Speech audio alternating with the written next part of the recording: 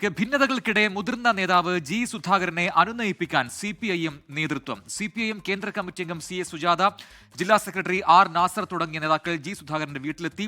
G സുധാകരനെതിരെ പരസ്യ പ്രതികരണങ്ങൾ പാടില്ലെന്ന് നേതാക്കൾക്ക് കർശന നിർദ്ദേശം നൽകിയിട്ടുണ്ട്. പാർട്ടി പരിപാടിയിൽ പങ്കെടുക്കുമെന്ന് ജി സുധാകരൻ അറിയിക്കുകയും ചെയ്തു.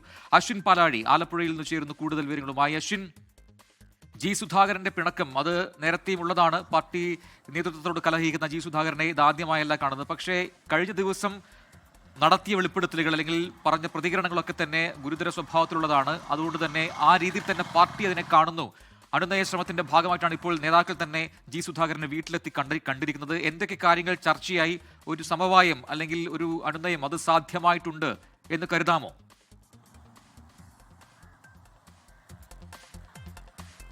പ്രജിൻ, ഏറെ നാളുകളായി, ഒരുപക്ഷെ വർഷങ്ങളായി തന്നെ ജി സുധാകരൻ പാർട്ടിയിലെ നേതൃത്വത്തിൽ ഒരു വിഭാഗത്തിനെതിരെ തുറന്ന പോരുമായി മുന്നോട്ട് വന്നതാണ്. അതിനിടെ കഴിഞ്ഞ ദിവസം നടത്തിയ പ്രതികരണമാണ് പാർട്ടിയെയും വലിയ തോതിൽ പ്രതിസന്ധിയിലാക്കിയത്. അതിന് പിന്നാലെ വലിയ ചർച്ചകളും രാഷ്ട്രീയ മണ്ഡലത്തിൽ ഉയരുകയും ചെയ്തു. എന്തായാലും ആ ചർച്ചകൾക്കും വിവാദങ്ങൾക്കുമൊക്കെ ഒടുവിൽ പാർട്ടി ഒരു അനുനയത്തിൻ്റെ പാത തുറന്നു എന്നുള്ളതാണ് നിലവിലെ സാഹചര്യത്തിൽ നമുക്ക് മനസ്സിലാക്കാനാകുന്നത്. ഇന്നേ വരെ കഴിഞ്ഞ ഏറെ വർഷങ്ങളായി പാർട്ടിയുടെ ജില്ലാ നേതൃത്വമോ മറ്റ് നേതാക്കളോ ഒന്നും അധികമായി കടന്നു വരാത്ത ജി സുധാകരൻ്റെ ആലപ്പുഴ പുന്നപ്രയിലെ വീട്ടിലേക്ക് ഇന്ന് ജില്ലാ സെക്രട്ടറിയും കേന്ദ്ര കമ്മിറ്റി അംഗവും ഉൾപ്പെടെ കടന്നു ചെന്നു. വരാനിരിക്കുന്ന ഞായറാഴ്ച നടക്കാൻ പോകുന്ന തൊഴിലാളി മാസികയുടെ അവാർഡ് ദാന ചടങ്ങിലേക്ക് പാർട്ടിയുടെ കീഴിൽ നടത്തുന്നതാണ്.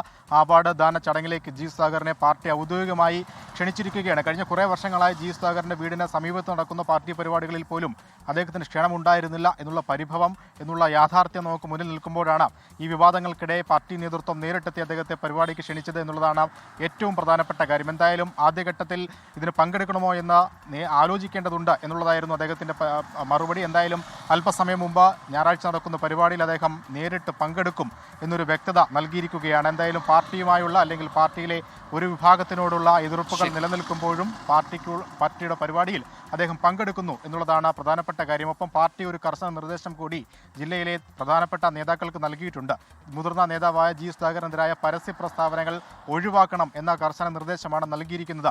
ഇന്നലെ ജി സുധാകരന്റെ പ്രസ്താവനയ്ക്ക് പിന്നാലെ എച്ച് സലാം അടക്കമുള്ളവർ നേരിട്ടെത്തി വലിയ വിമർശനം അദ്ദേഹത്തിന് എതിരെ നടത്തിയിരുന്നു. ഇനി അത് വേണ്ട എന്നുള്ളതാണ് പാർട്ടിയുടെ നിർദ്ദേശം. അത് മുന്നോട്ട് പോകുന്നത് അതുകൊണ്ട് തന്നെയാണ് പാർട്ടി ഒരു അനുനയത്തിൻ്റെ പാത തുറന്നു എന്നുള്ളത് നമ്മൾ പറയുന്നത്. ഒപ്പം സൈബർ അതിക്രമ പരാതികളിൽ ജി സുധാകരൻ്റെ പരാതിയിൽ അനുകൂല നിലപാട് സ്വീകരിച്ചതുമായി ബന്ധപ്പെട്ട കാര്യങ്ങൾ അദ്ദേഹത്തോട് വ്യക്തമാക്കിയിട്ടുമുണ്ട് പാർട്ടി നേതൃത്വം. എന്തായാലും ഭാവിയിൽ ഇതെങ്ങനെ പോകുമെന്നുള്ളതാണ് കണ്ടറിയേണ്ടത്.